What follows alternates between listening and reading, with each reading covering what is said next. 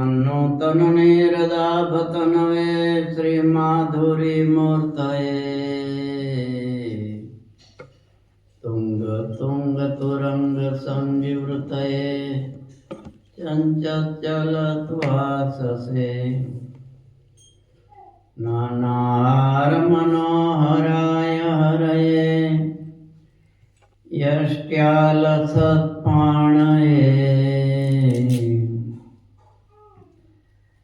तस्मै श्री गुरवे भवाय सहजा नंदाय वंदामहे।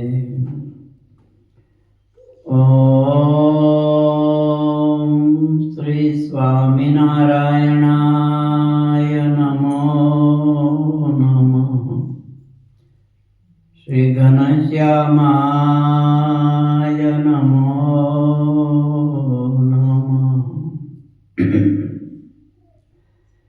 अवतारिणे श्री हरे कृष्णाय नमो नमः।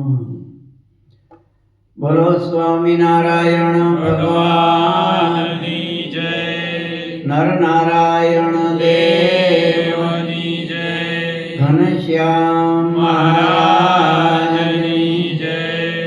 राधा कृष्ण देव की जय। लक्ष्मी नारायण देवनी जय। रामचंद्र भगवान की जय। उमापति महादेवनी जय।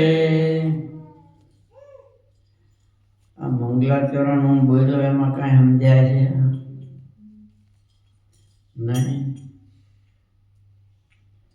काले कथा में शू आव्युं हतुं ई कई खबर छे?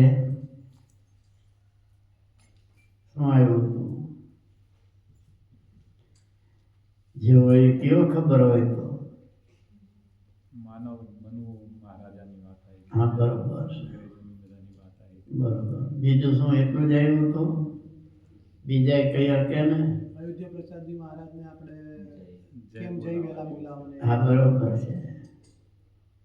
बीजू शू आव्युं तो તત્વની વાતો હતી। હે 24 તત્વોની વાત। हाँ बराबर। हाँ एम कई याद राखो तो ठीक ने। दुनिया नु तो बहु याद आपणे राखी है तो ये कई काम में नहीं आवे। आ काम में आवशे। वेवाय ना एने जमाय होय एनी खबर होय आपणे। अने काले कथा में शुं आव्युं तो घणाने खबर न होय। एमां ठीक छे वचनावता गुरु होय એટલે एमां बहु न याद रहे पण वातो तो बधी याद रहे ने। अब हूँ मंगलाचरण करूँ छूं। ई श्रीजी महाराज छे ने काठी दरबारो सहित घोड़ा उपर बेसी अने भगवान रस्तामां आम चाल्या जाय छे एनुं वर्णन वासुदेवानंद वर्णिए सत्संगी जीवनना मंगलाचरणमां कर्युं छे। समझा? शुं? श्रीमद नूतन नीरदाभ तनवे जे आपणे नवीन जीमूत बोली छे ने ए ज अर्थ छे आमां। एमां नवीन जीमूत समान वर्ण नव्यो એટલે એવો જે આકાશમાં વાદળ છે વરસાદ એના જેવો ભગવાનનો વર્ણ છે। આમાં એ જ બતાવ્યું છે। શું? નૂતન નીરદાભ તનવે। નૂતન એટલે નવો, નીરદ નીર એટલે પાણી, દ એટલે દદાતી। પાણી કોણ આપે? વાદળા જ આપે છે ને કે તમારી મમ્મી આપે છે? મમ્મી ગ્લાસ ભરીને આપે પણ પાણી ઉપરથી ન આવે તો એટલે નૂતન નીરદાભ તનવે। તનવે એટલે ભગવાનનું શરીર મેઘની સમાન શ્યામ છે। નૂતન નીરદાભ તનવે। પછી તુંગ તુંગ તુરંગ સંગી વૃતય। મહારાજની સાથે કાઠી દરબારો છે એના જુદા જુદા ઘોડાઓ છે ને બધાયના વચ્ચે માણકી છે ને ફરતા ઘોડેસવારો કાઠી દરબારો છે. સમજ્યા? જેમ માણકીએ ચડ્યા એમાં બધા નામ છે ને ઘોડીઓના, કેસર, બેરી, બોદલી, ફૂલમાળ. એમાં મહારાજની સાથે જે ઘોડિયું છે તુંગ તુંગ તુરંગ સંગી વૃતય, એટલે કોઈ ઘોડા આટલા છે, એથી ઊંચા છે, એથી ઊંચા છે, એવા તુરંગ સંગી, એવા જે કાઠી દરબારો એનાથી વીંટાયેલા ભગવાન વચ્ચે માણકી ઘોડી અથવા રોજો ઘોડો એના ઉપર બિરાજી અને ચાલ્યા જાય છે રસ્તામાં. તુંગ તુંગ તુરંગ સંગી વૃતયે ચંચત ચલત વાસસે. ભગવાન જ્યારે ઘોડા ઉપર છે અને ઘોડા તો ઉતાવળા ચાલે દોડે, એટલે પવન આવે વધારે, એટલે ભગવાનના પહેરેલા જે વસ્ત્રો છે ચંચલ આમ ઝૂમતા જાય છે ભગવાનના વસ્ત્રો છે. તુંગ તુંગ તુરંગ સંગી વૃતયે ચંચત ચલત વાસસે. વાસ એટલે વસ્ત્રો ભગવાનના આમ ફરકી રહ્યા છે. યષ્ટ્યા લસત પાણએ. ભગવાનના હાથમાં છડી સુંદર મજાની છે, નંગ જડી. એવા ભગવાન ચાલ્યા જાય છે. એનું સ્વામી કહે છે હું ચિંતન કરું છું, એમને હું વંદન કરું છું. આ પ્રમાણે અર્થ છે, યાદ રાખજો. પાછા આ તો યાદ રહી જાય એવું છે બધું. સમજ્યા? હવે આપણે શિક્ષાપત્રીની વાત થઈ. જિજ્ઞેશભાઈ કીધું શિક્ષાપત્રી ઉપર, તો શિક્ષાપત્રી તમે બધા વાંચો છો ને રોજ? પહેલી મહારાજે શિક્ષાપત્રીમાં કઈ આજ્ઞા આપણને કરી છે એ તો ખબર હશે ને, બીજું તો આગળની જવા દ્યો ને. પહેલી કઈ આજ્ઞા છે? જીવ પ્રાણી માત્રની હિંસા ના કરવી. બસ એ ધ્યાન રાખ્યા જેવું છે ખાસ. કશ્યાપી પ્રાણીનો હિંસા નૈવ કાર્યાત્ર મામ કહી. મહારાજે પહેલા આશીર્વાદ આપ્યા છે. શું મહારાજ કે આ શિક્ષાપત્રી છે એ પ્રમાણે જે વર્તશે એ મહાસુખાહા, મહાન સુખિયા થશે. મહાસુખાહા એટલે મહાન સુખિયા એટલે કે જેનાથી પછી વિશેષ કોઈ મોટું સુખ નથી. એવું સુખ કેવું છે? અક્ષરધામનું. શું? અક્ષરધામનું સુખ એવું છે, ત્યાંથી એક જ ટીપું નાખ્યું છે આ પૃથ્વી ઉપર બધાયના માટે. સમજાય? એટલી પૃથ્વી નહીં, અક્ષરથી માંડીને અક્ષરધામમાં જે ભગવાનનું સુખ છે એમાંથી એક ટીપું નાખ્યું. ફરતું ફરતું ત્યાં ઉપર મૂળ પુરુષના લોકમાં, મૂળ માયા મૂળ પુરુષના લોકમાં એ ટીપામાંથી એને એમ થયું કે ઓહો અમે બહુ સુખી છે. અહીંયાથી પછી ક્યાં આવ્યું? પ્રધાન પુરુષના લોકમાં.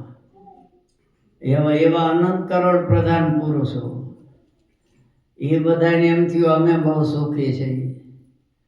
અહીંયાથી પછી મહતત્વમાં આવ્યું, તો એ મહતત્વવાળા બધા માને છે કે ઓહો જલસા તો આપણે છે સુખના. પછી અહીંયાથી 24 તત્વોમાં આવ્યું. એ 24 તત્વોમાંથી પછી વિરાટ નારાયણમાં આવ્યું, જે પુરુષોત્તમમાં બધા જેની સ્તુતિ કરે છે. અહીંયા એને બધાને એમ થાય કે ઓહો અમારે તો બહુ સુખ છે.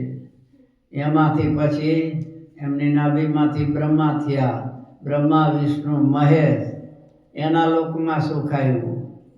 તે એ બધા જલસા કરે છે અને આનંદ કરે છે. અહીંયાથી પછી કશ્યપમાં આવ્યું, મરીચીમાં આવ્યું, મરીચીમાંથી કશ્યપમાં આવ્યું. કશ્યપને તો પાછી ઘણી પત્નીઓ છે, 12 પત્નીઓ છે, દિતિન, અદિતિન, કદ્રુન. સમજ્યા? એમાંથી આ પક્ષીઓ, દેવો, દૈત્યો બધાય થયેલા છે. એ બધાને સુખ આવ્યું. મનુ મહારાજા શત્રુપા રાણી, પ્રિયવ્રત વગેરે એમના પુત્રો, દેવહૂતિ, આકુતિ, પ્રસૂતિ દીકરીઓ, એમાં આવ્યું કરદમ ઋષિ, નારદ ને સંકાદિકો, આ બધાનું સર્જન થયું. એ બધાને સુખ મળ્યું. કરદમ ઋષિની દીકરીઓ છે 9, એ વળી સંસારમાં જોડાયા બધા ઋષિઓ સાથે, તો એ બધાને સુખ આવ્યું. એમ કરતા કરતા આપણે આ પૃથ્વી ઉપર આવ્યું. પૃથ્વી ઉપર કેવા મોટા મોટા દેશો બધા, અમેરિકા, લંડન ને ઓસ્ટ્રેલિયા, અહીંયાના મોટા મોટા પાછા શેઠિયાઓ સુખી. 5-5 હજાર તો જેના રોજના ખર્ચા હોય એવા સુખી કેટલા બધા હશે બધાય દેશોમાં. અહીંયા બધાની પાસે આવ્યું. એ બધા માને કે અમારા જેવું સુખ કોઈની પાસે નથી. એમ કરતા કરતા આપણા ઇન્ડિયામાં પાછું આવ્યું ને ઇન્ડિયામાં મોટા મોટા સિટી, કલકત્તા, બોમ્બે, અહીંયા બધા જે શેઠિયા હોય એ એમ માને કે અમારે બહુ સુખ છે. આવ્યું છે ક્યાંથી અને કેટલા એક ટીપામાંથી આ વેચાતું આવ્યું છે. તોય બધા આવું સુખિયા માને છે ને. એમ કરતા કરતા હરવે અમદાવાદમાં આવ્યું. એમ તો અહીંયા કેટલાય સુખી માણસો બધા એ માને કે અમારે બહુ સુખ છે. એ રાજ્યોમાંથી પછી હરવે આવ્યું તાલુકામાં, ત્યાં બધા માને ઘણું છે. એમ કરતા ગામડામાં આવ્યું એ માને ભગવાનની દયા છે, બહુ સુખી છીએ. હમણાં ભાવે હારા મળે છે કપાસના, મગફળીના, અને જલસા થઈ ગયા છે કરે છે ને. આ એક ટીપામાંથી આટલું આટલું આવ્યું છે તોય આટલો આનંદ ને આટલું સુખ માને છે. તો એ અક્ષરધામમાં કેવું સુખ હશે વિચારવો જોઈએ. આ મેં તો એક ટીપાની વાત કરી છે સમજ્યા, બાકી ગુણાતીતાન સ્વામીએ તો જુદું લખ્યું છે સમજ્યા. તોય આટલું સુખ છે તો અક્ષરધામનું સુખ કેવું હશે. એટલા માટે મહારાજ કીધું અતો ભવદ્વીર મત્સ્યસ્ય સાવધાન તયા ખિલે પ્રીત્યે તામ અનુસૃત્ય વર્તિતવ્યમ નિરંતરમ. મહારાજ કે અમે આજ્ઞા કરી છે, હું તમને આશીર્વાદ આપું છું કે આ શિક્ષાપત્રી પ્રમાણે વર્તશો તો મહાસુખી એટલે અક્ષરધામનું સુખ મળશે. શું એટલે અક્ષરધામમાં જાય એમ ન માની લો અક્ષરધામમાં જશું ત્યારે જ મળશે, અત્યારે પણ મળશે. આપણે બોલી છે ને પોઢો પ્રભુ એમાં આવે છે ને કે ઈ સુખ આપણને પૃથ્વી ઉપર ભગવાને આપ્યું છે. ભગવાનના ભક્તોને એ સુખ મળે છે, એ આનંદ મળે છે. અને મહારાજ કે આ શિક્ષાપત્રી પ્રમાણે નહીં વર્તે તો તાનુલંઘ્યાત્ર વર્તનતે એ તું સ્વૈરમ કુબુધય. શિક્ષાપત્રી પ્રમાણે ન વર્તે એટલે એને કેવા કીધા? કુબુદ્ધિવાળા, સુબુદ્ધિવાળા નહીં. લમંતે કષ્ટ મેં વહી, એ કષ્ટ એટલે દુઃખ જ પામશે. કદાચ રૂપિયા મળે તો રૂપિયા શાંતિ આપતા નથી, આપે છે? રૂપિયા હોય તો ઊંઘ નથી આવતી, ઘણાને ગોળીઓ લેવી પડે છે. એટલે રૂપિયા સુખ નથી આપતા. સુખના દાતા આપણે બોલીએ છીએ ને આનંદ કંદ જય માધવ મુકુંદ. આનંદનું મુકંદ એટલે મૂળ કોણ છે? ભગવાન છે. ત્યાંથી જ મળે છે.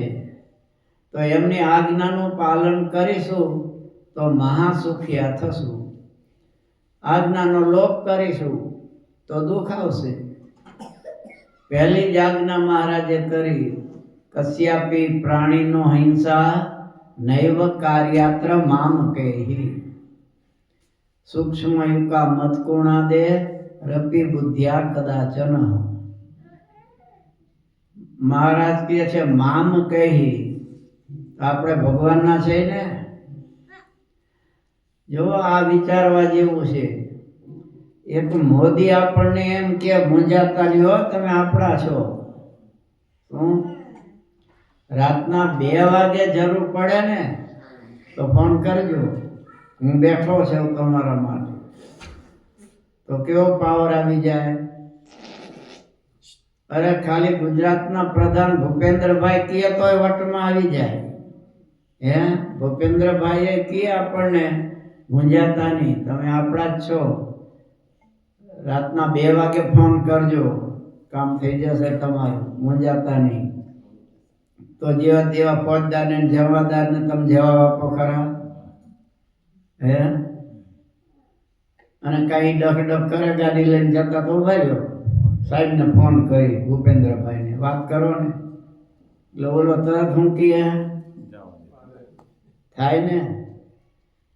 ભૂપેન્દ્રભાઈનું જો હોય ઓળખાણ ને એ કે તમે આપણા છો તો કેટલો પાવર આવે. તો મોદી કહે તો એનો પાવર જુદો હોય ને પાછો, કારણ કે એનું તો બધે ચાલે ને.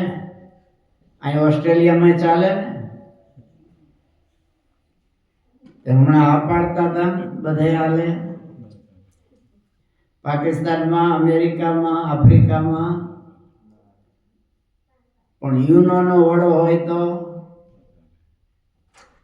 એ જ્યાં જાય ત્યાં એને કેવા સાચવે. મહારાજે વટરાતમાં લખ્યું, જ્યાં મહારાજ કે ચક્રવર્તી રાજાનો હવેલી આવ્યો હોય ને તો એને મોટા મોટા રાજાઓએ વંદન કરે. તો શ્રીજી મહારાજે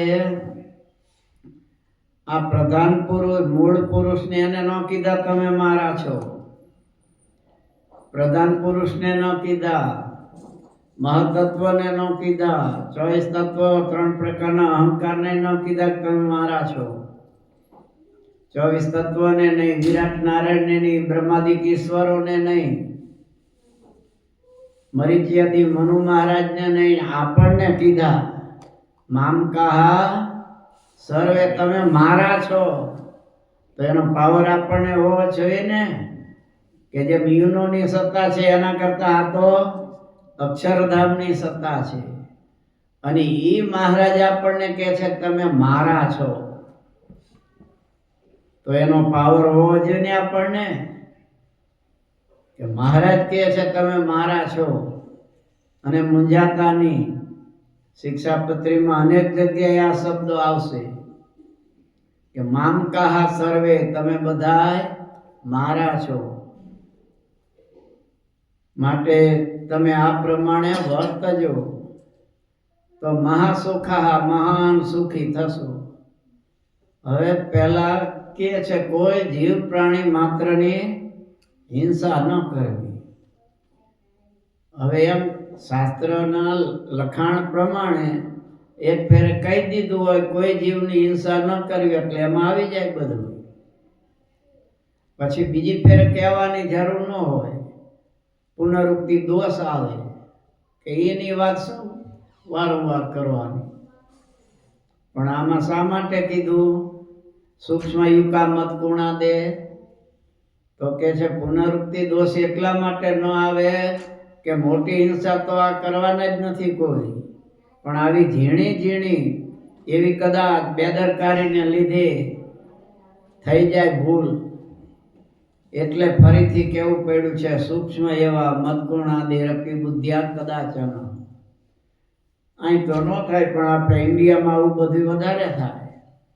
પહેલાના જમાનામાં તો નાવા ધોવાનું બધું ઓછું જ હતું ને, સમજાય. એમાં ગામડામાં નાવાનું ક્યારે હોય ખબર છે? ચોમાસાનો વરસાદ થાય ત્યારે જે પલરે ખેતરમાં બહાર ગયા હોય, બસ આ નાવાનું. સમજ્યા? એ તો શ્રીજી મહારાજ પધાર્યા અને બધાને ઘેર ઘેર ને આમ ફરી અને બધાને બોધ આપીને સમજાવ્યા કે આપણે માણસ છીએ, પશુ નથી. પશુને નાવું ધોવું પૂજા પાઠ આ કાંઈ ન હોય. આપણે માણસો છીએ, મનુષ્ય છીએ. માટે આપણે સવારમાં નાહવું પડે. ન નાય તો આપણે સુતકી ગણાય.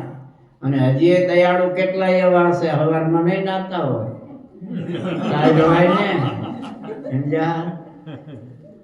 એમાં અહીંયા તો વળી વધારે ટાઈટ હોય, એટલે હાથ પગ ધોઈ લ્યો ને મોઢું ધોઈ લ્યો ને હાલશે કે છે. એટલે પછી નાય નહીં, ધોવે નહીં, સ્વચ્છતા ન રાખે એટલે હિંસાઓ થાય. પછી એમાં જીવાતો થાય. એમાં બહેનોને તો માથામાં જેટલા બહુ હોય એટલે વધારે થાય. પછી રજાનો દિવસ હોય ને, અમાસ હોય, ત્યારે ખેડૂતે કામ ન કરાય. અમાસના દિવસે પૃથ્વી દેવી આરામ કરે છે એટલે એને જગાડાય નહીં. એટલે અમાસે બંધ રહીએ. ખેડૂત બધા જોજો કડિયાઈ બંધ રાખશે અમાસનું, કે નહીં પૃથ્વી દેવી સૂતા હોય, જગાડાય નહીં. એટલે મહિનામાં એકવાર તો હુવા દ્યો હોય એમ, બાકી તો આપણે હક નથી લેવા દેતા એને. એટલે આ ખેડૂતો બાયુ નવરા હોય પછી આમ લાઈનસર બેસી જાય ખાટલી ઉપર એકબીજા ઊંચા નીચા સમજ્યા, અને પછી માથામાંથી ગોતે ટોલા, પછી આમ નખ ઉપર પાછા ચડાવે અને બાબલાને કે જો ટચાકો હમણાં વાગશે, અને નખ એવો ટચાકો મારે બાબલોય હશે, પણ આ કોકનો બાબલો હતો સમજ્યા, તમે ફોડી નાખો એ તમારો બાબલાને હસાવ્યો, પણ આ બાબલાનું શું થયું એ ખબર છે. એટલે આવી રીતે હિંસા થાય. પછી ખાટલામાં માકડ પડે, પછી તડકે રાખે, અને પછી એવો પછાડે ખાટલો, અને ઓલા પડે એટલે એને કઈ જવા ન દે ક્યાંય, તો પગના અંગૂઠાથી એને બધું લીપી જ નાખે. આવી અનેક હિંસાઓ થતી. એટલા માટે મહારાજને કહેવું પડ્યું, એ મચ્છરો થાય ગંદકી હોય એટલે આવી જે હિંસાઓ. બાકી મોટી હિંસા તો આપણે કંઈ કરવા જવાના છે, સિંહને મારવા જવાના નથી કે મૃગલા કરવા જવાના નથી. એવું તો આપણે કોઈ હિંસા ખાટકી કરે એવી પણ કરવાના નથી. પણ આવી ઝીણી ઝીણી હિંસાઓ એ થઈ જાય તો આપણે કોઈને જીવાડી શકીએ છીએ? તો જીવાડી નથી શકતા તો આપણે મારવાનો અધિકાર ક્યાં રહ્યો એને? કોઈને મારવાનો કોઈને અધિકાર નથી. પછી શિક્ષાપત્રીમાં ભાષ્ય છે એટલે એમાં શંકા કરી કે ભાઈ આપણને ચોટે છે, હેરાન કરે છે, હુવા નથી દેતા, પછી એને તો મારવા પડે ને? તો એ ના પાડી કે ભાઈ એની આજીવિકા જ ભગવાને એવી કરી છે કે આપણું રોજ એને ચૂંસવું પડે, પશુનું કે પક્ષીઓનું કે માનવનું. અને એને પાછા ખબર નથી કે આને દુઃખ છે, કે ઊંઘ નહીં આવે અમે ટચકા ભરશું તો. એ તો અજ્ઞાની જીવો છે. એટલે હિંસા ન થાય, કારણ કે આપણે જે કર્મ ભોગવીએ છીએ ને, એ કયા કર્મનું ફળ છે એ આપણને તો ખબર નથી. છે સુખ મળે છે એ આપણા સારા કર્મનું ફળ છે, અને દુઃખ આવે છે એ ખરાબ કર્મ કર્યા છે એનું ફળ છે. આપણને તો કઈ ખબર નથી કયું આવીને ઊભું છે. ભગવાન મોકલે છે કર્મ અનુસાર, અને બધા સુખ દુઃખ એ ભોગવે છે. 92 લાખ માળવાનો અધિપતિ ભોજ રાજા. હવે એના રાજ્યમાં કાયમ કથા ચાલે, સમજ્યા? અને કવિ કાલિદાસ એ કથા વાંચે. એક દિવસ રાજાને હવે એવું સૂઝ્યું, આ તો રાજા વાજાને વાંદરા, એનું કઈ ઠેકાણું ન હોય. આ તબલું ત્યારે બસ્તુરું વાગે, પેટી બસુરી વાગે એનું કઈ નિર્ધાર ન હોય. વાંદરાનું કઈ ઠેકાણું ન હોય, ક્યારે કઈ બાજુ ઠેકડો મારે શું કરે. અને રાજાનું એવું, ક્યારે હું કેમ કેવા પ્રશ્ન કરે. તે કાલિદાસને કે કાલિદાસ, હું આ 92 લાખ માળવાનો ધણી છું, તો મેં એવું શું સત્કર્મ કર્યું છે કે જેને લીધે 92 લાખ માળવાનો અધિપતિ હું બન્યો, ચક્રવર્તી રાજા બન્યો છું? કાલિદાસ મૂંઝાયો, અને રાજા કહે આનો પ્રશ્નનો મને ઉત્તર આપો. અને એ ઉત્તર જ્યાં સુધી ન મળે ત્યાં સુધી તમારું વરખાસન બંધ ને કથાય બંધ. સમજ્યા? એટલે આને કથા કરવા જતા અમને તમે બોલાવ્યા એ મફતમાં નહીં. સમજ્યા? એનું વરખાસન ચાલતું, આટલું એને કાયમ આપવાનું. સમજ્યા? ત્યારે કારણ કે અમે તો પ્રથમ આશ્રમી છે, પણ એ કઈ પ્રથમ આશ્રમી અમારા જે ત્યાગી હતા, એને તો બૈરા છોકરા હોય એટલે એનું ખર્ચ તો કાઢવું પડે ને, એટલે એનું વરખાસન બાંધેલું હોય કે આટલું તમને રોજ આપવામાં આવશે, તમારે આવીને કથા કરી જવાની. હવે રાજાએ કહી દીધું કે આ પ્રશ્નનો ઉત્તર ન આવે ત્યાં સુધી કથા બંધ અને વરખાસન એ બંધ. કવિ તો ઘેર ગયા મૂંઝાયા કે હવે આ તો બધું બંધ થયું, હવે કરવું શું? એક દી બે દી ઉદાસ. પછી એની દીકરી કલાવતી એ કે બાપુજી 2 દિવસથી આપ ઉદાસ દેખાવ છો, રાજસભામાં કથા કરવા જતા નથી અને બહુ બેચેન રહ્યો છો, તો આનું કારણ શું છે? એટલે અમને કવિએ વિચાર કર્યો કે દીકરીને કઈ દુઃખી જ કરવાની છે ને, એટલે કાંઈ એમાં કે કાંઈ નહીં બેટા હમતું ના, પણ રાજસભામાં જતા નથી, ઉદાસ રહ્યો છો એટલે કંઈક મુશ્કેલી તો છે. આકૃતિ ગુણાન કથાયતી તમારી આકૃતિ કહે છે કે તમે આનંદમાં નથી. એ તો દરેકના ચહેરા જ કહી દે ને, આનંદમાં હોય તો એ જુદા હોય અને મુશ્કેલીમાં હોય તો એ જુદા હોય બધા. એટલે બાપુજી મુશ્કેલી છે, મને વાત તો કરો શું છે? બહુ દીકરીએ આગ્રહ કર્યો ને દીકરી પાછી મહાન વિદુષી, વિદ્વાન હતી, સામાન્ય નહોતી. સમજ્યા? ભોજ રાજાના રાજ્યમાં છે ને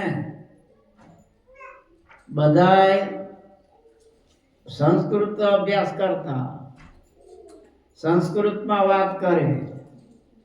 એક ફેરે રાજા હાલ્યા જાય છે રથમાં બેસી, અને એક મજૂર હતો. સમજ્યા? એટલે મજૂરને માથે ભાર લઈને જતો હતો. એટલે આ રાજા કે ભારમ ન બાંધતી, આ ભારનો વજન નથી લાગતો? તો ઓલા સામાન્ય ખેડૂતે શું જવાબ આપ્યો? ભારમ ન બાંધતે રાજન યથા બાંધતી બાંધતે. આ તમે સંસ્કૃતનો જે પ્રયોગ કર્યો કે કરતા ક્રિયાપદનો, ઈ મને વજન લાગ્યો કે આવા મહાન રાજા બાંધતી બોલ્યા, બાંધતે આત્મનેપદ બોલવું જોઈએ એને બદલે ભારમ ન બાંધતી, બાંધતી નહીં રાજા, ભારમ ન બાંધતે એમ બોલવું જોઈએ. હવે આવા તો ખેડૂતો હતા વિદ્વાન, પક્ષીઓ હોય પોપટ વગેરે એ સંસ્કૃતમાં બોલતા હોય. તો આ કલાવતી તો કવિની દીકરી એટલે વિદ્વાન જ હોય. એમને પૂછ્યું એટલે પછી વાત કરી કે બેટા હવે રાજાએ આમ પૂછ્યું છે, હું 92 લાખ માળવાનો ધણી છું, મેં એવું શું સત્કર્મ કર્યું છે? તો હવે આનો શું જવાબ આપો? હું કાંઈ થોડો ભગવાન છું, સર્વજ્ઞ છું, મને ખબર હોય? તો કે બાપુજી એમાં મૂંઝાવાનું હોય? જાઓ રાજસભામાં, તમને પૂછે કે પ્રશ્નનો ઉત્તર લાવ્યા તો તમારે સીધી વાત જ કરવાની. હવે તમારો પ્રશ્ન તો સામાન્ય છે, વ્યાકરણનો હોય, વેદાંતનો હોય કે એવા કોઈ મોટા પ્રશ્ન હોય તો મારે જવાબ આપવાનો. આ તમારો સામાન્ય પ્રશ્ન છે, મારી દીકરી કલાવતી જવાબ આપી દેશે. આમ કહેજો ને, પણ બેટા તું પછી જવાબ આપી શકે? આ તો રાજાની સામે છે. બાપુજી ચિંતા ન કરતા, હું જવાબ આપી દઈશ. પછી ગયા રાજસભામાં. રાજા કે કવિરાજ બીજી વાત પછી મારા પ્રશ્નનો ઉત્તર લાવ્યા પછી વ્યાસાસને બિરાજો. તો કે હવે સામાન્ય આવો તમે પ્રશ્ન પૂછો, એ તમારી દીકરીએ જવાબ આપી દે કલાવતી, એમાં મારે શું જવાબ આપવાનો? તો કે એમ, હા. રાજાએ ઓર્ડર કર્યો, જાઓ કલાવતીને બોલાવ્યો, લાવો. સેનાપતિને ઓલા સિપાહીને કીધું. સિપાહી આવીને ઊભા રહ્યા કે કલાવતી બેન ચાલો, મહારાજા બોલાવે છે. કે કેમ, મેં કઈ ગુનો કર્યો છે રાજનો કે તમે પોલીસો આવ્યા? કે ના, ગુનો નહીં. તો રાજાએ તમારા પિતાને પ્રશ્ન પૂછ્યો છે એનો ઉત્તર જાણવા માટે, તો રાજાને જાણવાની ઈચ્છા છે. તો એમ હું ન આવું, પાલખી મોકલો, રાજાને કહેજો એને જાણવું હોય, ગરજ હોય, હું તો ગુરુ કહેવાઉં એનું, એના પ્રશ્નનો ઉત્તર આપવાની છું. તો એમ હું હાલી ન આવું, મારા માટે પાલખી મોકલે, એને જાણવું હોય તો. અને જાણવું તો જ પાલખી મોકલી, પાલખીમાં બેસીને આવ્યા. રાજા સમજી ગયો કે આને જેવી તેવી સીટ ઉપર નહીં બેસાડાય, અને સોનાની ખુરશી જોશે. સોનાની ખુરશી ઉપર બેસાડ્યા. એટલે પછી રાજાને કે બોલો, શું તમારો પ્રશ્ન છે? તો કે હું 92 લાખ માળવાનો ધણી થયો, મેં એવું શું સત્કર્મ કર્યું છે કે આટલી બધી દોમ સાહેબી મને મળી છે? કે રાજન ખાલી આમથી વાત કરી દઉં કે પ્રત્યક્ષ જોવું છે? તો રાજા કે પ્રત્યક્ષ પુરાવો જો મળતો હોય તો એના જેવું શ્રેષ્ઠ કાંઈ નહીં. તો પ્રત્યક્ષ મારે જોવું છે તો 1 વર્ષ લાગશે. એમ કે વાત કરવી હોય તો 2 મિનિટમાં પતી જાય, પણ પ્રત્યક્ષ જોવું હોય તો 1 વર્ષ લાગે. અને એના માટે કાલથી તમારે તૈયારી કરવી પડે, તો બધું તમને મળશે. શું તૈયારી કરવાની? તો કે અહીંથી કાલે રાજાના ડ્રેસમાં નહીં, સંન્યાસી સાધુ બનીને જવાનું, ભગવા પહેરીને દિલ્હી જવાનું. દિલ્હીના ચાંદની ચોકમાં મંદિર છે, ત્યાં દર્શન ઠાકોરજીના કરી અને રમણે બેસજો. એટલે ત્યાંના એક શેઠ છે, એ કાયમ ઠાકોરજીના દર્શને આવે છે, અને એ કાયમ એ દર્શન કરી અને રમણે પગથિયે બેસે છે. એટલા માટે બેસે છે કે એને નિયમ છે કોઈ સંત મહાત્માને એકને રોજ જમાડવાનું. એટલે તમને સંન્યાસીના વેશે જોશે એટલે તમારે તરત જ એને ઘેર જવાનું જમવા માટે. હવે એને બિચારાને પુત્ર નથી, એટલે પુત્રની ઈચ્છા છે, એને લીધે આ બધા સંત મહાત્માને જમાડે છે કે ભેખમાં ભગવાન હોય અને કોઈ એવા મોટા પુરુષ આવી જાય ને આશીર્વાદ આપે તો કામ થઈ જાય. એટલે તમારે એને ત્યાં જમવા જવાનું. એ જમવા તમે જાઓ પછી પાછા એમનેમ નહીં, આશીર્વાદ આપજો. સંત મહાત્મા રાજી થઈને આશીર્વાદ આપે એમ તમારે આશીર્વાદ આપવાના ને એને કહેવાનું પાછું તમારે ભગવાન તમને દીકરો આપશે, જાઓ આમ કહેજો. રાજા કે આશીર્વાદ તો આપું પણ દીકરો ન થાય તો? અરે મૂંઝાવ છો શા માટે? તમે રાજા છો, ભગવાનનો અંશ કહેવાય રાજા. એટલે તમારો આશીર્વાદથી એને ત્યાં દીકરો થશે, અને એ દીકરો 1.25 મહિનાનો થાય ત્યારે પાછું તમારે જવાનું એને ત્યાં અને કહેવાનું બધું કે મારે એને ગુરુ મંત્ર આપ્યો છે ને એ બાળક છે 1.25 મહિનાનો, એ તમારા પ્રશ્નનો ઉત્તર આપશે કે તમે 92 લાખ માળવાના ધણી કેમ થયા છો. એટલે રાજાએ જાણ્યું કે લાયું તો લાંબુ બધું, પણ હવે પ્રગટ જ જાણવું છે. એટલે એ તો બીજા દિવસે નીકળી ગયા, સંન્યાસી બનીને ત્યાં ગયા અને અંદર દાખલ થયા. મંદિરે ગયા, દર્શન કર્યા, રમણે બેઠા. ત્યાં શેઠ આવ્યા, એ દર્શન કરીને બેઠા. મહાત્માજી ચાલો અમારે ઘેર ભોજન કરવા. તાને દી જતું એટલે ગયા, પ્રેમથી જમાડ્યા. જયમાં હાલતી વખતે આશીર્વાદ આપ્યા કે ભગવાન તમને દીકરો આપશે, પણ એ દીકરો 1.5 મહિનાનો થાય ત્યારે હું પાછો આવીશ એને ગુરુ મંત્ર આપવા. એમ જ કેવું પડે ને કાંઈ. એટલે કે સારું. સમય જતા અમને ત્યાં દીકરો થયો. પાછા કલાવતીએ કીધું કે હવે જાઓ રાજન, પાછા કપડાં પહેરી લઈ જાઓ ભગવા અને ત્યાં આશીર્વાદ આપવા જાઓ. એટલે આ પાછા ગયા ત્યાં. 1.25 મહિનો થયો અને અમને શેઠને ખબર પડી ગુરુજી આવ્યા. પછી તો ગુરુજી થાય ને, સમજ્યા. આ સંસારી બધા સ્વાર્થના છે. જ્યાં કામ થઈ જાય તો વાંધો ન આવે. ગુરુજી કરવા માંડે, પણ 2-3 વખત આશીર્વાદ આપ્યો ને કાંઈ ન થાય તો આમાં કાંઈ નથી. પોતાનું કામ થાય તો દોડાદોડી કરે ને ખર્ચા કરે ને મોટર લઈને આવે ને કંઈક કરે. આ તો શેઠ તો રાજી થઈ ગયા, ગુરુજી આવ્યા છે. ગઈ વખતે કાંઈ હાર બાર નહોતા પહેરાવ્યા ને આ વખતે તો હાર પહેરાવ્યા ને સ્વાગત કર્યું ને પલંગ ઉપર બેસાડ્યા. પછી ઓલા ટીનિયાને લઈ આવ્યા. ગુરુજી આ તમારા આશીર્વાદથી આનો જન્મ થયો છે. કે સારું, પણ હવે હું એને ગુરુ મંત્ર આપવા આવ્યો છું અને ગુરુ મંત્ર હંમેશા ગુપ્ત રાખવાનો હોય, એ જાહેર ન કરાય. એ જાહેર થઈ જાય તો એનો શક્તિ નાશ પામી જાય. એટલે બીજાને કહેવાય પણ નહીં. આપણે મહારાષ્ટ્રીય ગુરુ મંત્ર આપે તો કાનમાં આપે. સમજ્યા. ઘણા પૂછે હું કીધું, પછી કે કયા સંતોને કહેજો ને એ બતાવશે.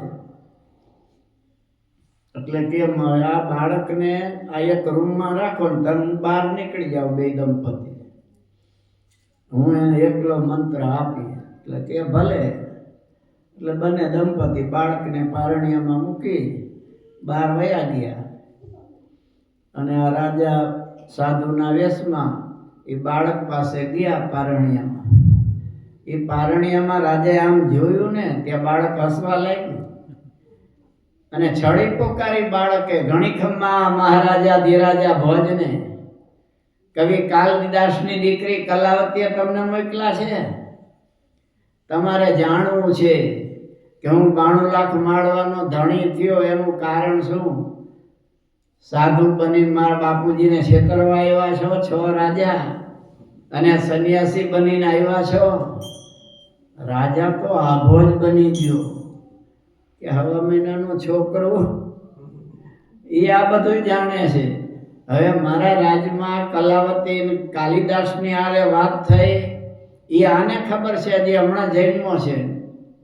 વાત થઈ અમારે વર્ષ પહેલા થઈ છે અને આને ખબર છે બધી.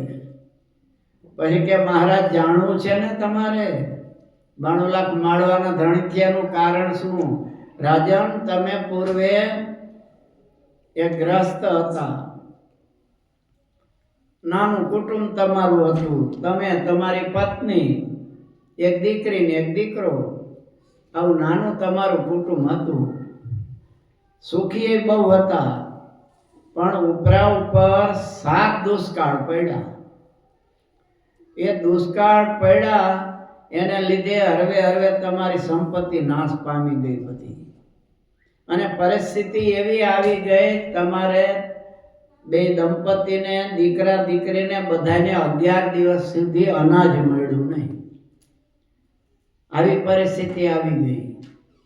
એમાં પછી 11મા દિવસે કોઈ માણસે 4 રોટલા થાય એટલો બાજરીનો લોટ આપ્યો. એટલે તમારી પત્ની કે હવે આના લોટ છે ને આપણે 4 જણા છે તો નાના 4 રોટલા કરીને જમી લઈ બધા. એટલે તમારી પત્ની છે એ રોટલો કરે છે. એક રોટલો તૈયાર થયો એટલે તમને કે હાલો તમે પહેલા પતિદેવ જમી લ્યો. એટલે એ જમવા બેસે છે ત્યાં એક સંત મહાત્માજી આવ્યા.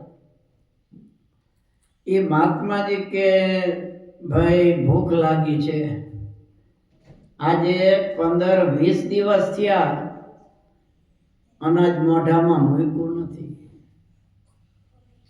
એટલે હવે મારા પ્રાણ રીએ કે ન પણ રીએ.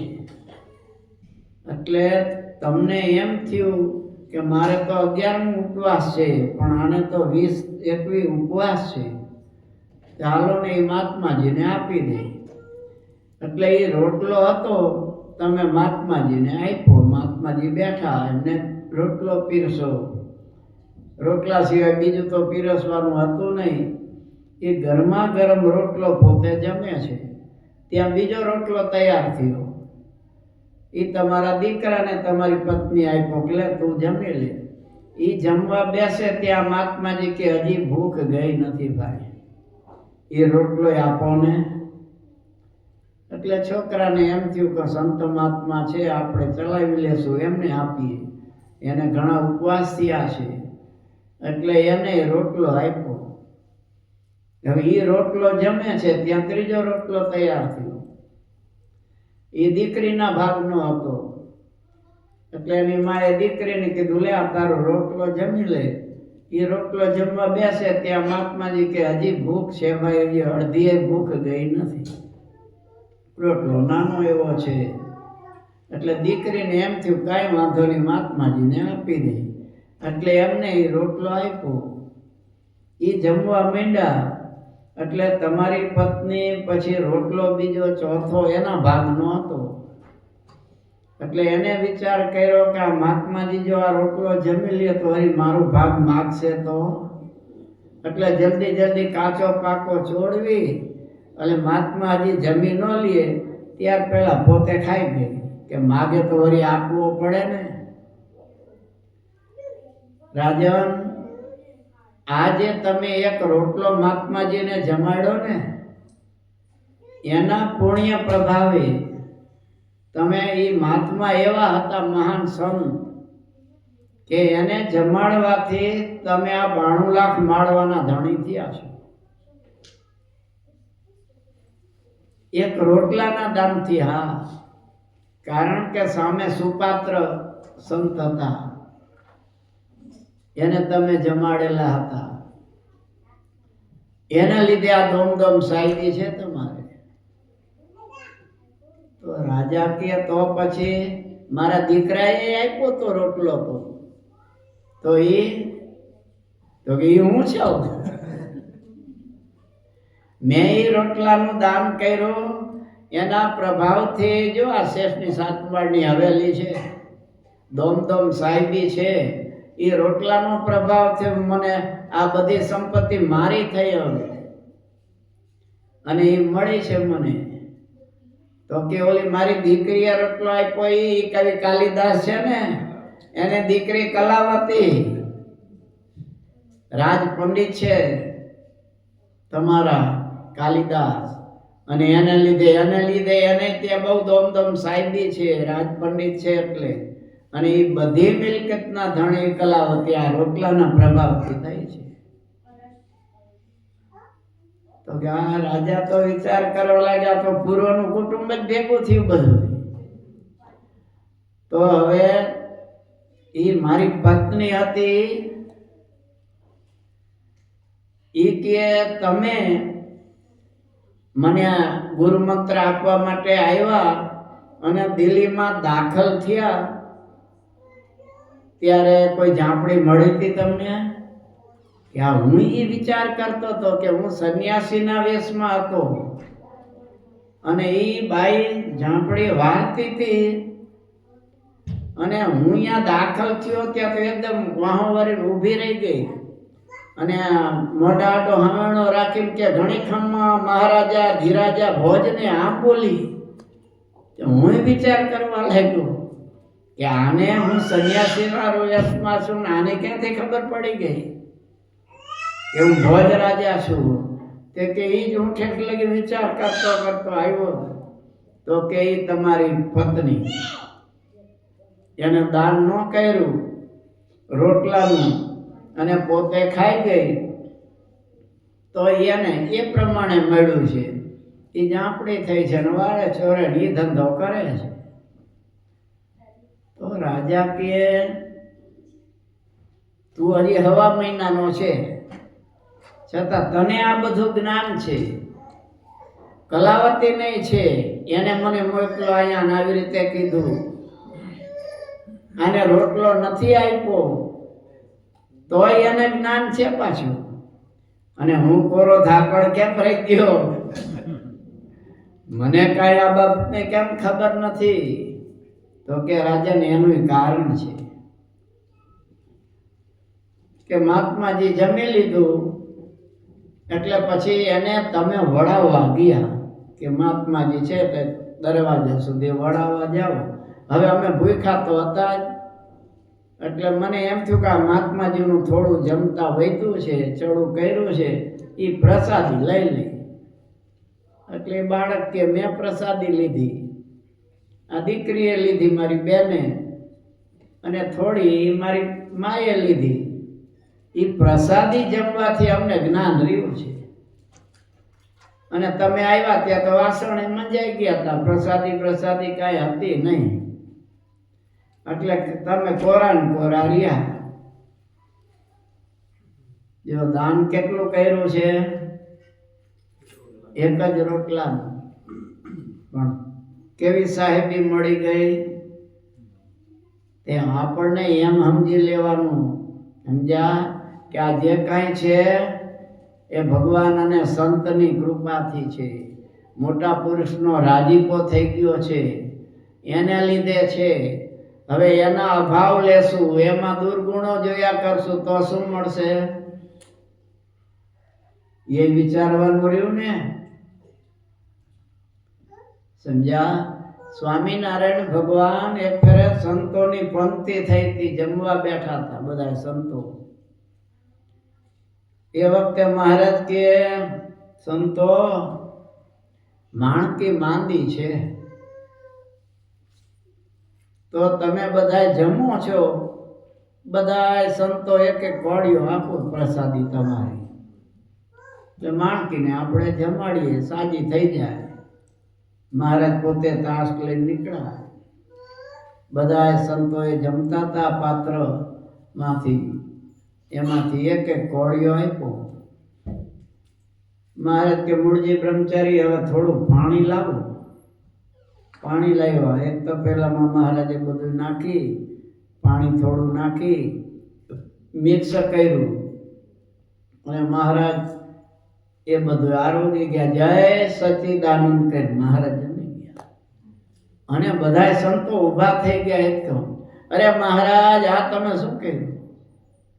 તમે માણકીનું નિમિત્ત કર્યું, નહીતર અમને ખબર હોત કે તમે પીવાના છો તો અમે એટલું અમારું આપત નહીં. મહારાજ, તમે આ શું કર્યું? સંતોને આંખમાં આંસુ આવી ગયા કે મહારાજ, અમારું એટલું? મહારાજ કે સંતો, દુનિયાના જીવો તમારો મહિમા નહીં સમજી શકે. તમે મારા માટે ભેખ લીધો છે, તમે તમારા મા બાપને છોડ્યા છે, તમારા કુટુંબ પરિવારનો ત્યાગ કર્યો છે, અને મને રાજી કરવા માટે મેં જેમ કીધું એમ કર્યું છે. મેં સંતો કોઈ મારે, તાડન કરે, તિરસ્કાર કરે, ગાળ દે તો સામે તમે હાથ ઉપાડશો નહીં, ગાળ દેશો નહીં અને મારશો નહીં. માર ખાધા છે મારા માટે તમે, તમારો સ્વાર્થ કાંઈ નહોતો, કેવળ મારી આજ્ઞાનું પાલન મારા માટે આ બધું તમે સહન કર્યું છે. દુનિયાના જીવો, હું આટલો મહિમા સમજીશ ને ત્યારે દુનિયાના જીવો કાંઈક થોડો મહિમા તમારો સમજશે. તે આ મહિમા છે. હવે આપણને એમાંય દોષ દેખાય, પણ અહીંયા આવો ને, કેટલી વિહેવો થાય ખબર પડે. આવો, અહીંયા શું દુઃખ છે? આજ કેમ વહેલું બધું કર્યું? કાલની જેમ 8 વગાડવા દે મને, કારણ કે સવારમાં વહેલો ઉઠીને જાવું છે પાછું. ટાઈટ હોય તો ભલે, જોબ કરવા જ્યાં વગર ચાલે છે. આમ ના હું પાડો, ન ચાલે કેમ? અહીંયા આવતા રહ્યો, લ્યો બધું હાલે. ન કેમ ચાલે? આવતા રહ્યો. કાંઈ છે ચિંતા? અહીંયા આવવાનું હતું તો કોણ લઈ જશે એ અમને ચિંતા નહોતી. એ બારોબાર જિજ્ઞેશભાઈ ને એ બધા ત્યાંથી પાર્થ ને એ બધા નક્કી કરતા હતા. ગાડીએ નથી, કાંઈ નથી, તોય અહીંયા પહોંચી ગયા. અને અહીંયા જઈને હું કરશું એ ચિંતા નહીં. પાછી એરોડ્રામે ઉતરશું તો શું થશે એ મનમાં ચિંતા હોતી નથી. એ ઠાકોરજી સગવડતા કરી દે ને એકને બદલે 2, 3, 3 ને 5, 5, 10 ઘણી વાર તો આવી જાય. તે જલસા અહીંયા નથી તો આવો ને. કેમ રહેવાય છે ખબર પડે ને. આટલો જેનો ત્યાગ છે એમાંથી આપણે પાણીમાંથી કોરા કાઢવાના. ઓલા પાણીમાંથી જ કાઢે પણ દૂધમાંથી મહારાજ કે પક્ષપાતે કરીને જેવું ભૂંડું થાય છે એવું કોઈ પાપે કરીને થતું નથી. પક્ષપાત બહુ ખતરનાક છે. સત્સંગમાં દિવ્યતા રાખો. શું કે આ બધા એમાં મહારાજ રહેલા છે. અવતારી પૂર્ણ પુરુષોત્તમ મારા ઈષ્ટદેવ એ ત્યાગી, ગૃહી, આચાર્ય, સત્સંગી બધાયમાં બિરાજે છે. આ ભાવના રાખી બધાને વંદન કરો.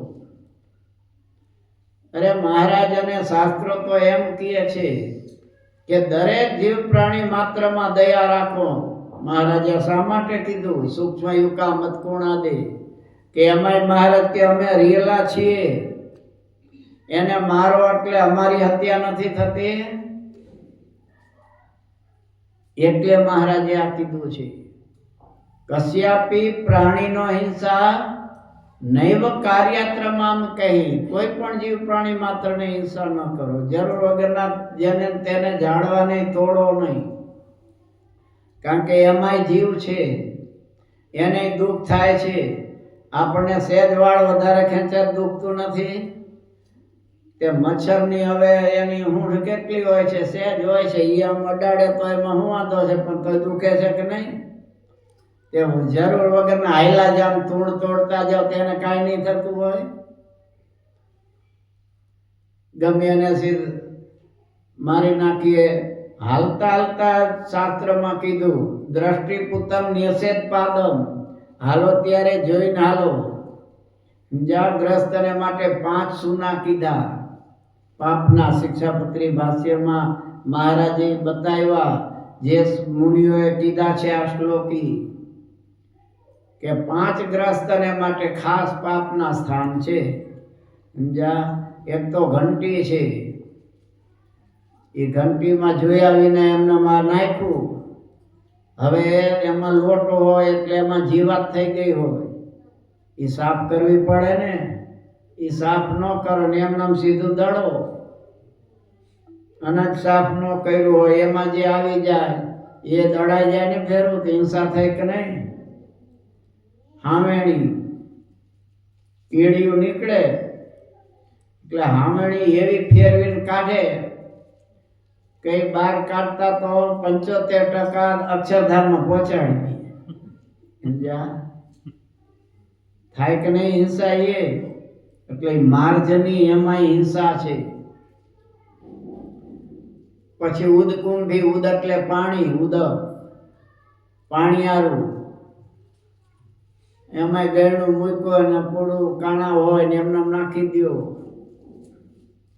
તો એ માંસતુલ્ય થાય. એ જીવની હિંસા થાય. એટલે એ સ્વચ્છ રાખવું જોઈએ. પછી ખાંડણીઓ છે. અત્યારે તો એ ખાંડણીયા બાંડણીયા નીકળી ગયા છે, નહીતર ખાંડણીઓ હોય. હવે એમાંય ઝીણી જીવાત પડી હોય અને સીધું સાફ કર્યા વગર અનાજ નાખીને મંડો ખાંડવા એટલે એમાં જે હોય બિચારું અચ્યુતમ કેશવ થઈ જાય ને. બાકી કયું રહ્યું? ચૂલો. એ ચૂલામાં આગળમાં છાણા મૂક્યા હોય. ચોમાસાનો સમય હોય ને એટલે સાંજથી સગડી બેનો ઇન્ડિયામાં કમ્પ્લેટ રાખે, સમજ્યા? સવારે માથાકૂટ નહીં, જલ્દી સીધું કેરોસીન નાખી પેટાવી દો એટલે ચાલે. સગડી ઉપર કોળસા ને બધું ભરી રાખ્યું હોય. હવે ઠંડીને લીધે એમાં ઝીણી ઝીણી જીવાતો બધી આવી જાય, એને રક્ષા માટે બધું કરે ને. અને સવારે પછી અગ્નિ મૂકે એટલે ઓલા બધા પછી તમે કહેશો હિંસા થાય ને. અથવા છાણા હોય કે લાકડા હોય એમાંય કેટલી જીવાતું હોય, એ જોયા વિના સીધા ઓરવા માંડો એટલે એ ભેગા ઓરાઈ જાય. એટલે આ 5 મોટા સ્થાનો છે. એટલે એનાથી આ પાપને લીધે આપણને સુખ ના આવે. એમાંય બધાયમાં ભગવાન રેલા છે. એટલે મહારાજ આ બધું આપણને શિક્ષાપત્રીમાં સમજાવે છે કે તમારે એવું કોઈ કર્મ ન હોવું જોઈએ કે જો દુઃખને આપનારું થાય. કર્મ કરો વિચારીજી, કર્મનો વેપાર તેનું ફળ આપતો કીર્તાર કરે રે સહુ. કર્મનો વેપારજી, શુભ કર્મનો સુખ આપે, અશુભ દુઃખ પારજી. પાપ પુણ્યનો પારખો, સુખ દુઃખ તણો સંસાર કરે રે સહુ. કર્મનો વેપારજી, રાજ સિંહાસને શોભતા. કેવા રાજાઓ હતા? સોના ચાંદીના સિંહાસન ઉપર છત્ર ધરનારા હોય અને ઘણી ઘણી ખમ્મા થતી હોય, પણ કર્મ એવા કર્યા. અત્યારે પતો છે કોઈ રાજાઓનો? જેલમાં જેવો પૂરતા તેને જોયા જેલના દ્વાર. જેલમાં પૂરનારા હતા એ જેલમાં ગયા. અત્યારે એમ છે ને આ મોદીના રાજમાં. પેલા ગોરખ ધંધા કર્યા બધા, પ્રધાનો હતા, નોલા હતા. આ મોદીએ બધાને સરખા કરી દીધા. મોદી કે હું છોડીશ તો નહીં કોઈને. પ્રજાના પૈસા લૂંટા છે, એક એકને લેવાનો છો, વારો બધાયમાં ચડવાનો છે. માટે ચેતતા રહેજો, સારું કરજો, પ્રજાનું હિત થાય એવું કરજો, પણ પ્રજાને હેરાન પરેશાન ન કરશો. કે મહારાજે આ એટલા માટે પહેલા જ હિંસાની કીધું. શું? ભગવાન તો બહુ દયાળુ છે. આપણે જેમાં કાલિદાસના રોટલાની વાત કરીને એમ સંતો ચાલ્યા જતા હતા હાલાર દેશમાં, સમજ્યા? એમાં ભાદરા કરીને ગુણાતીતાન સ્વામીનું ગામ છે હાલારમાં. હવે ત્યાં એક ખેડૂતનો દીકરો એ ખેતરમાં હાથી હાંકતો હતો અને કૂવો હતો, વાડી હતી.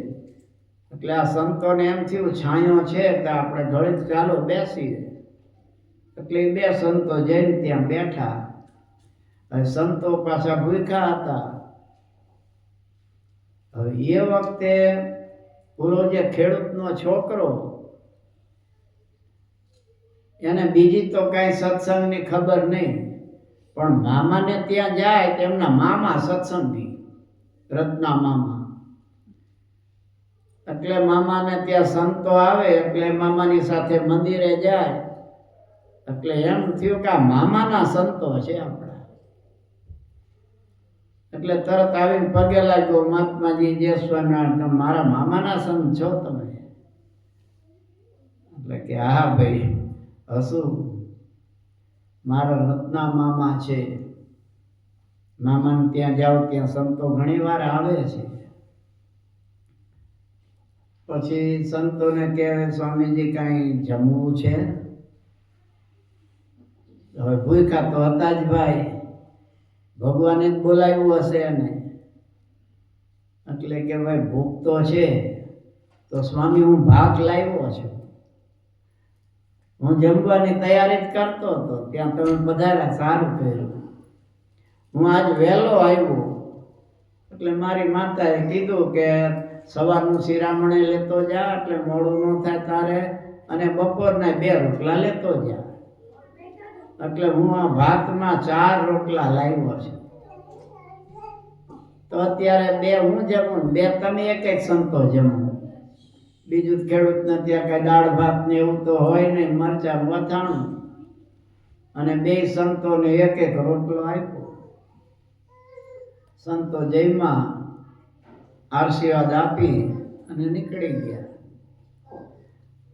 હવે આ જે રોટલા જમાડ્યા 2 સંતને એક એના પુણ્ય પ્રભાવથી હવે એને બિચારાને ખબર નથી, વ્રત થઈ ગયો, અને આમ પછી એ રોટલાના પ્રભાવથી સ્વર્ગમાં ગયો.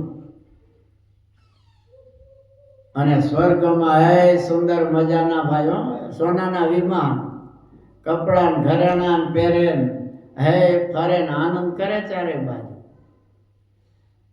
હવે એમાં પછી એક દિવસ પોતે વિમાન લઈને ફરવા નીકળો,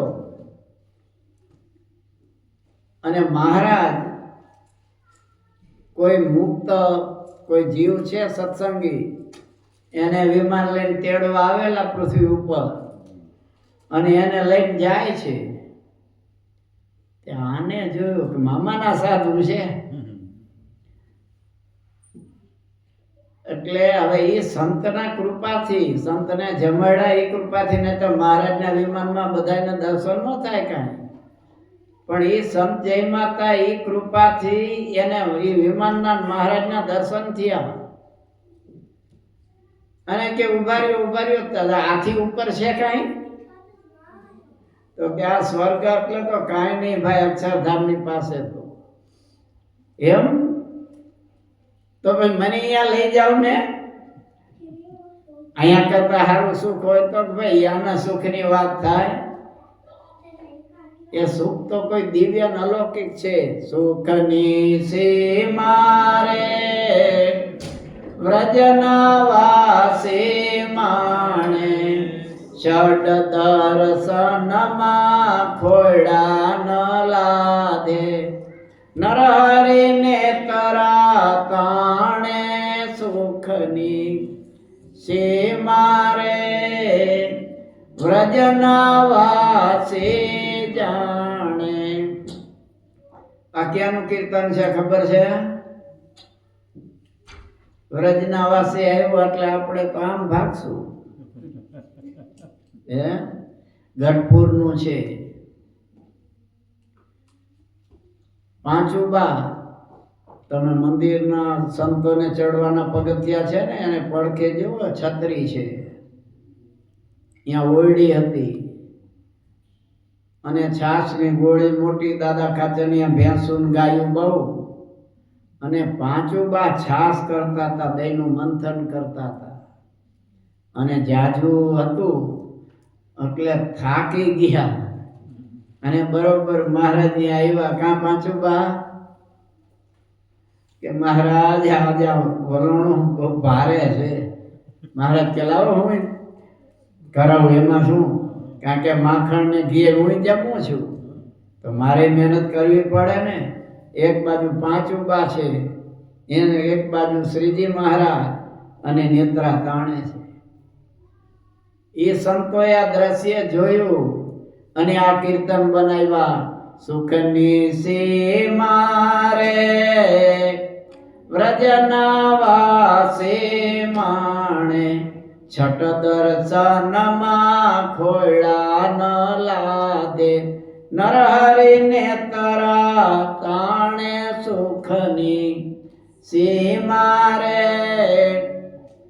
વ્રજના વાસે માણે. આ દાદા ખાચર, આ ગઢપુર વાસીઓ, એ આ સુખની સીમા, એના સુખની સીમા નથી. છઠ દર્શનમાં ખોળો તોય ન મળે. જે ભગવાન બ્રહ્માંડમાં શોધીને કાઢો તોય ન મળે, એ ભગવાન અહીંયા નેત્રા તાણી રહ્યા છે. એટલે સંતો કે અક્ષરધામના સુખની તો ભાઈ બહુ જુદું. અહીંયા તો આ તમારો સ્વર્ગ કાંઈ ન ગણાય. તો મને લઈ જાવ ને કે અહીંયા એમ ન અવાય, તમારે સ્વર્ગમાંથી સીધા ન અવાય, તો તમારે પૃથ્વી ઉપર જવું પડે, સ્વામિનારાયણની કંઠી બાંધવી પડે, સ્વામિનારાયણનું ભજન કરો, પછી અક્ષરધામમાં તમે જઈ શકો. સીધા અહીંથી સ્વર્ગમાંથી તમે કે મને લેતા જાઓ એમ કઈ સહેલું પડ્યું છે? એમ ન મળે. તો કે પણ હું તો મને ખબર નથી ક્યાં મારે જાઉં. શું કે તમારા મામા છે ને એ સાધુ થયા છે, રત્ના મામા, અને ઈ ધોલેરા મંદિરમાં છે, ત્યાં જાઓ એમને કહેજો કે ભલે. એટલા તો એ તરત જ ભાઈ એને ઓલું સુખ જેવું વિમાન જેવું તે એમ થયું કે આપણું વિમાન તો આમાં કાંઈ નહીં, આ વિમાન આટલું છે ચકચકિત ને નમ જડેલું ના, તો અહીંયા જ જવાય. આ સ્વર્ગનું તો એને હાવ નકામું થઈ ગયું. ભાઈઓ તમને ઇન્ડિયાનું થઈ ગયા મકાન ને બધું એવું. અહીંયા સ્વચ્છતા ને બધું જો એટલે અહીંયા જાવ તો તમને ગમે જ નહીં. શરૂઆતમાં અઠવાડિયું તો આ શેતરંજી આવી છે ને આવું છે ને આવું હું રાખ્યું છે એમ થયા કરે છે ને, એમ આને થઈ ગયું ભાઈ સ્વર્ગનું તો કાંઈ નહીં એમ.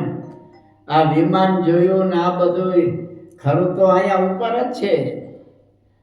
હે વિમાન લઈને આવ્યો ભાઈ ધોલેરા, શિખર ઉપર ઊભું રાખ્યું. એટલે ઓલા સંત નીકળે, એ રત્ના મામા, એ રત્ના મામા, આમ હાથ કરે. રાતના 12-1 વાગે આવે, સમજ્યા? 4 વાગ્યા લગી હાથ કર્યા કરે. પણ સંત થયેલા પૂર્વાશ્રમનું નામ લે એટલે બોલે નહીં. વળી પાછો વયો જાય, વળી પાછો બીજે દિવસે રાત્રે આવે, વળી વયો જાય. એમાં બરોબર ગોપાલ સ્વામી આવેલા, એના ભાગ સારા હશે, સમજ્યા? કે છે ને ભાગશાળીને ભૂત રડે. એ ઓલા રોટલા પ્રેમથી સંતને જમાડ્યા હતા બે, એનું આ કામ કરી ગયું છે. ગોપાલ સ્વામી આવેલા ને બોલો 1 વાગે આવીને હે રત્ના મામા, હે રત્ના મામા સાથ કરે. સ્વામી સમજી ગયા કે મારા સાધુનું નામ છે આ. એટલે કે સાધુ રામા કોણ અવાજ કરે છે? કે સ્વામી 3-4 દિવસથી આવે છે. કે બોલાવો એને અહીંયા. આવ્યો. મામા મનનો ઓળખો, હું સ્વર્ગમાં છું પણ મારે અક્ષરધામમાં જવું છે. અક્ષરધામનું વિમાન મેં જોયું, મારું વિમાન તો હાવ ઊંચા જેવું મને લાગ્યું. ગોપાલ સ્વામી કે જાવું છે? હા, તો ચાલ બેસી જા અહીંયા, હું તને વર્તમાન ધરાવું, કંઠી બાંધું. તારા થોડા ઘણા હજી બીજા કર્મ હોય એ તો મારે નાશ કરવો પડે ને. આપણે કંઠી એટલા માટે ધરાવે છે, કંઠી ધરાવે ત્યાં શું કહે? કાલ કર્મ યમદૂત ભયાદિતમ શ્રી કૃષ્ણમ શરણમ પ્રાપ્તોસ્મિ સહ પાતુ મામ. હું ભગવાનના શરણે આવ્યો છું. કાલ માયા પાપના કર્મ એ બધાય નાશ પામી જાઓ, અને હું ભગવાનનો શરણાગત થાઉં છું. પણ શરણાગત થયા પછી પાછા બીજા કરાય નહીં, ધ્યાન રાખવું પડે, સમજ્યા?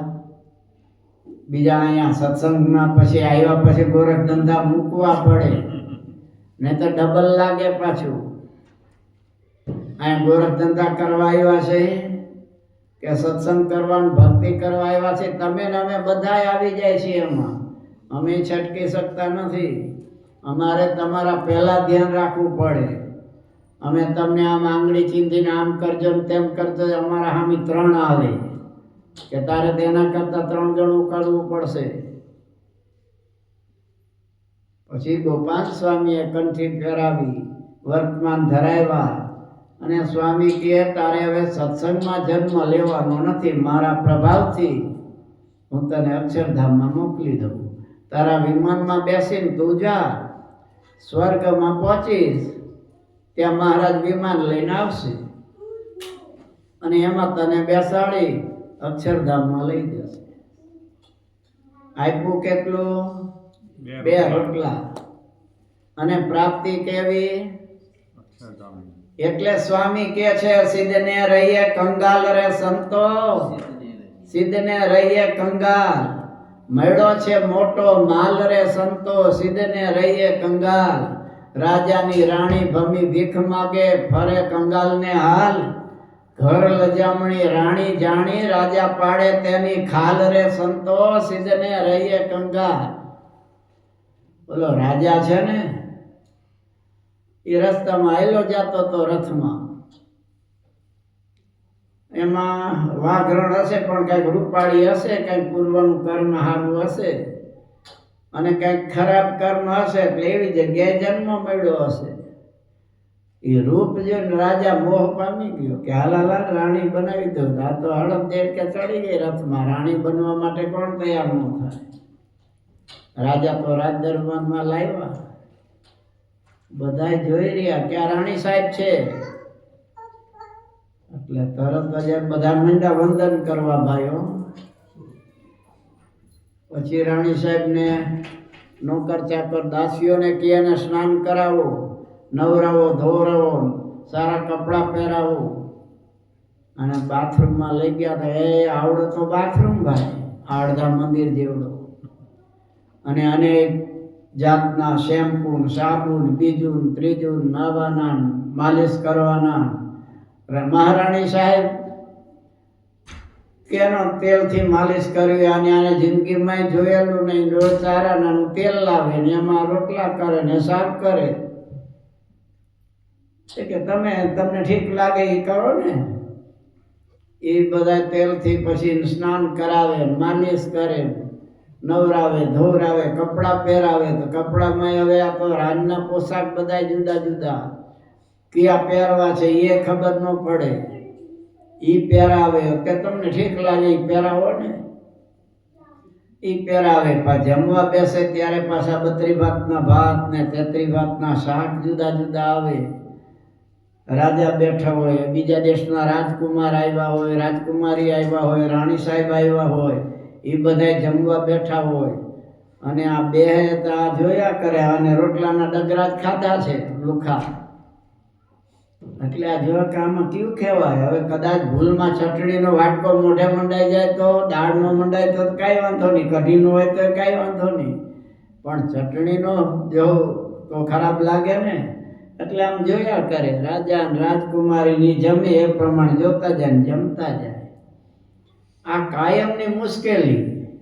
નાવાથી માંડીને જમે સુવે ત્યાં લગી આ ઉપાધિ રોજની, તેમાં દુબળા પડતા જાય. રાજાએ વિચાર કર્યો રાણી સાહેબ દુબળા કેમ પડે છે. તો વૈદ્યને બોલાવે. વૈદ્ય જોવે તો નાડી જોવે પણ કે આમાં રોગ દેખાતો નથી. બહુ ટ્રાય કરી તોય દુબળા પડતા જાય. પછી રાજાએ તો બદામ પાક ખવાયરો, કાજુ પાક ખવાયરો ને એમ જ્યાં અનેક પ્રકારના મસાલા નાખેલ અડદિયા ખવાયરા, પણ તોય રાણી સાહેબ દુબળા ને દુબળા. રાજાએ વિચાર કર્યો. એમાં એક કોક વૈદ્ય આવ્યા. એને કે કઈ વાંધો નહીં મહારાજા સાહેબ, હું જોઈ લઉં. એને જોયું કે આમાં નખમાં રોગ તો નથી પણ મનના કંઈક કારણ છે. તો રાજા કે તમને ઠીક લાગે એટલું ગમે તે ખર્ચ થાય, રાણી સાહેબનો રોગ દૂર થવો જોઈએ કે કરી દઉં.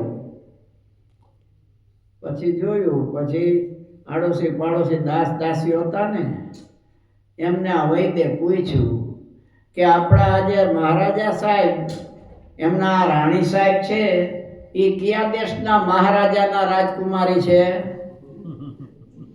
ઓલા બધા નીચું જોઈને હસવા માંડ્યા.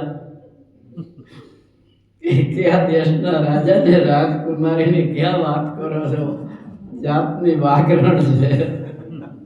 દાંતણ વેચતી હતી અને રાજાને ગમી ગઈ છે અને એને લીધે રાજા પાસે આવીને રાણી સાહેબ બની ગયા છે.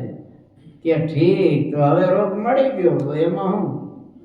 રાજાને કે મહારાજા યુદ્ધના ધોરણે મહેલ બનાવો અને હું કહું એવી એમાં સગવડતા થવી જોઈએ અને અઠવાડિયા 10 દિવસ સુધી તમારી મહેલમાં રાણી સાહેબને મળવાનું નહીં. કે કઈ વાંધો નહીં. રાણી સાહેબ અહીંયા રહીએ અને યુદ્ધના ધોરણે એવો બનાવ્યો મહેલ, એમાં ઝરૂખા ને એવું બધું મૂક્યું અને આ વૈદ્યરાજ શું કરે, ડગલા રોટલાના મૂક્યા હોય, ટાઢા રોટલા સમજ્યા, અને ટેબલ ખુરશી એના ઉપર ચિયા ને મૂંજ ને વાઘરણના કપડા એ બધું મૂક્યા હોય. રાણી સાહેબને કે જાવા મહેલમાં દાખલ થાવ.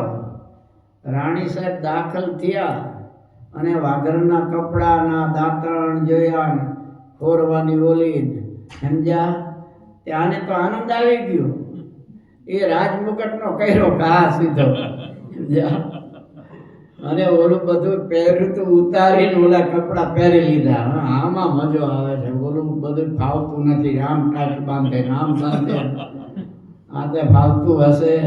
ઓલા પહેરી અને દાંતણ મંડી હોરવાનું, ગાણા ગાતી જાય ને આનંદમાં હો. વળી પછી એંધોણી બનાવે. હવે માગી ખાવાની ટેવ પડેલી, પછી જોરીમાં થોડી 2-3 એંધોણી નાખે, 2-4 દાંતણ નાખે થોડા, અને માગવા તો બહાર તો જવાય નહીં. એટલે ઓલું ઝરૂખામાં રોટલા હતા ને અહીંયા જાય, બેન છોકરાનું હું 4 દીની ભૂખી છે, લ્યો 2 એંધોણી 2 દાંતણ 2-5 લાવો ને થોડો રોટલો, એમ કરીને રોટલો લે, પોતે ખાય ને ઓલા જોરીમાં નાખે સમજ્યા. એ આમ અઠવાડિયું કર્યું ભાઈ. અઠવાડિયા પછી મહારાજાને દર્શન કરાવ્યા રાણી સાહેબના. રાણી સાહેબ તો હે લાલ ગલોલા ટમેટા જેવા ભાઈ, રબડા જેવું કૂતરાનું ગલોડી હોય ને રબડા જેવું, એવા રાણી સાહેબ બની ગયા. રાજા તો વિચાર કરવા લાગ્યો કે વૈદ્યરાજ હું આને તમે ખવારું, 2.5 મણનો મેં બધે બદામ પાક ખવાયરો તોય નહોતું શરીર સારું થયું, અને આ તમે ખવાયરું શું? તો કે પછી બતાવીશ બધું. રાજમહેલમાં જાય રાણી સાહેબ ત્યારે એ રાજસભામાં બેઠા હતા, તો એ દાખલ થાય ને ત્યાં તો દીવાન ને મોટા મોટા શેઠીઓ વંદન કરે. મનમાં તો સમજે કે વાઘરણ હતી, દાંતણ કાપતી, બધાય અપમાન કરતા હતા. પણ હવે રાજાને ગમી ગઈ, રાણી થઈ ગઈ એટલે વંદન કરવું જ પડે ને, માન કે ન માન પણ કરવું જ પડે. હવે પછી રાજાને કે હવે તમને બતાવું. પછી રાણી સાહેબને કે હવે રાજમહેલમાં જાઓ તમે. રાજાને કે ચાલો આપણે ઉપર અગાસીમાં. અને એવી રચના મહેલની આને કરાવેલી કે રાણી સાહેબ અંદર ગમે ત્યાં ફરતા હોય ઉપરથી દેખાય. રાણી સાહેબ આ બાજુ મહેલમાં દાખલ થયા અને રાજાને વૈદ ઉપર ચડી માંડ્યા જોવા, જેમ અહીંયા આપણે દેખાય એમ બધું દેખાય સમજ્યા. એટલે આને તો તરત અંદર દાખલ થઈને ઓલા દાંતણ ને ચિયા ને બધું જોયું ને, મુગટનો કર્યો ઘા. અને રાજા આંચકો ખાઈ ગયો કે રાજમુગટની આ દશા, અને ઘા કર્યો સીધો. આ હું સમજે છે રાજમુગટને? આપણે મહારાષ્ટ્રની પાક છે ને, તમારી ટોપી પે પાક હોય ગમે આ મૂકી દે તો ચાલે. આચાર્ય મહારાષ્ટ્રની પાક એમ ન મુકાય. એ મહારાષ્ટ્રી ઉતારે ત્યારે જોજો તમે, આમ આમ ઉતારશે, આમ ઊંધી ન વાળે. તે તમારા બાપ દાદા તો આમ પાક ઊંધી વાળી ઊંધી મૂકે, આ પાક ઊંધી ન વારે. સત્સંગનું જો ઊંધે પણ નાખવું હોય, એ રાજચીન છે મહારાજના, ધર્મ ધુરંધર આચાર્ય મહારાષ્ટ્રી, એની પાક છે, સત્સંગની પાક છે. એ ઉતારે તો આમ જ ઉતારે, અને ઊંધી ન કરાય. ઊંધું કરવું છે, સત્સંગનું ઊંધે કામ દેવું છે તો ઊંધું કરાય. એ આમ જ સીધી ઉતારે. એવી રીતે રાજની પાક હોય, રાજના મુગટ હોય, એનું અપમાન ન થાય, એને સીધી આમ ન મુકાય. કંઈક રૂમાલ કે કંઈક હોવો જોઈએ એના ઉપર, એનું સન્માન છે. એ લાલ પાક છે, એની કિંમત છે. આને તો મુગટનો કર્યો ઘા, ને રાજા આંચકો ખાઈ ગયો કે રાજમુગટની આ દશા. વૈદ્યરાજ કે તમને એની કિંમત છે, એને ક્યાં ખબર છે? અને પછી આ તો મંડી ઓલા રાજસી ડ્રેસ ઉતારીને ઓલા ડ્રેસ પહેરીને મીંડા દાંતણ હોરવા, મૂંઝની એંધોણી ચિયાની બનાવવા મંડી. રાજા કે પણ આ શું કરે છે? હું કરે શું તમે એને બનાવી છે રાણી, પણ એને તેમ છે હું વાઘરણ જ છું, એટલે એ તો એનો ધંધો કરે છે. પછી ઓલી અંધોણી દાંતણ લઈને માગવા માંડીને જરૂખામાં ઓલા રોટલા પડ્યા હતા અહીંયા, રાજાથી સહન ન થયું. રાજા કે આ માગે છે, આને માગવાની જરૂર હોય? તો કે પણ ઈ તમે માનો છો રાણી, ઈ તો સમજે છો વાઘરણની વાઘરણ છું. રાજા કે હવે સહન ન થાય, એકદમ નીચે આવ્યો ભાઈઓ, ચોટલો ઝાલીને 2 અડબો દીધી. વાઘરણ રાજ રાણી બનાવી છતાં માગવાનું ભૂલતી નથી હજી. રાજાની રાણી ભમી ભીખ માગે, ફરે કંગાલ ને હાલ, ઘર લજામણી રાણી જાણી રાજા, પાડે તેની ખાલ રે સંતો, સિદ્ધને રહીએ કંગાલ, મળ્યો છે મોટો માલ રે સંતો, સિદ્ધને રહીએ કંગાલ. આવા મહારાજ આપણને મળ્યા, સર્વોપરી ભગવાન સ્વામિનારાયણ. અને એ આપણને શિક્ષાપત્રીમાં કહે છે પાછા, મામ કહા સર્વે, તમે બધાય મારા છો. વચનાત્મા મહારાજ કહે છે તમે બધા મારા છો, અને તમને બધાને ગુફામાં નાખી આડો પથ્થર આડો દઈ દઉં તો એમાં મારું શું સારું થાય? પણ ભક્તો, જે કાંઈ હું કહું છું તમને તમારા સુખને માટે કહું છું. એ ભગવાને આપણને પોતાના બનાવ્યા, પણ તોય વાઘરણ વેળા મૂકી નહીં. અને એ ભોળાનાથ ભલું કરજે, એ મેલડીમાં હારું કરજે, એ હુરાપુરા બાપા હારું કરજે. આમ ભીખ માગી તો પછી ખાલત પાડે ને. રાજની રાણી ભમી ભીખ માગે, એમ આપણે રાજાના રાણી થયા, સ્વામિનારાયણ ભગવાનના થયા. મહારાજ કે જેટલું રાજાનું રાજ એટલું રાણીનું રાજ.